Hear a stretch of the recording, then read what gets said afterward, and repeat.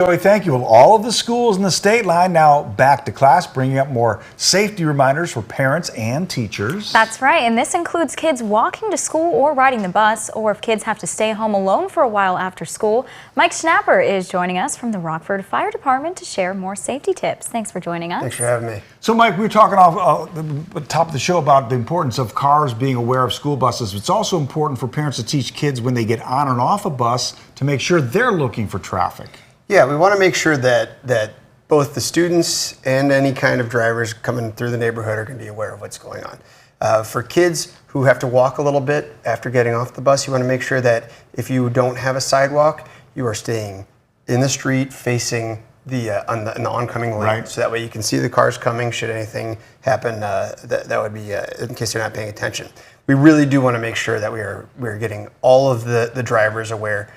Be aware that the kids are out there. They may be getting off bus. Some have long walks to school. It's just one more thing to keep your eye on. Do you suggest they walk in groups if possible, if kids have to walk a couple of blocks to get home from the school bus drop-off? Absolutely, and that's one of the nice things about the fact that kids are grouped in neighborhoods for drop-off.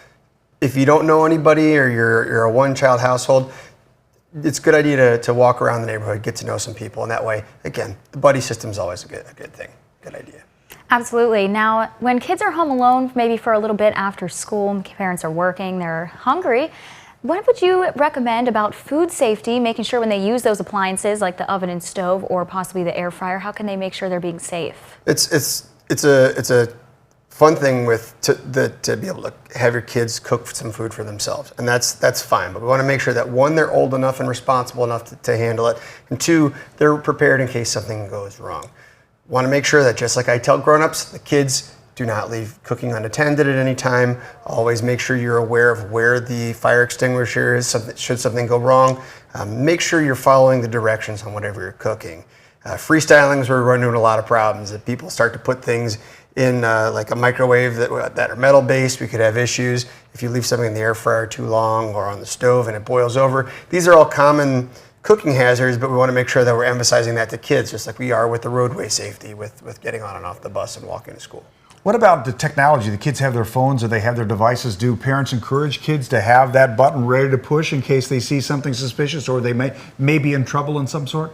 So it's a double-edged sword, right? Like sure many is. things. So one, we want to make sure that the kids have some way to make a phone call should something go wrong. But the other thing is we want to make sure while we're cooking something, we don't want to be distracted. Right. We don't want to be staring at the phone. We want to be in there engaged with whatever we're cooking to make sure it stays safe. Yeah, you don't want to be running into traffic looking down at your phone, and that can be a tricky situation. Huge thing is distracted walking. Just like distracted driving is a problem, everyone's going to be aware of the hazards around them, and the fewer distractions we have, the better. So I'd say leave the phones in your pockets till you get home. Awesome advice. Thank you, Mike, as always. Thank you. Thank you for coming in. Well, thanks again for joining us for that. Now, coming up, we have another look at your forecast and your top stories.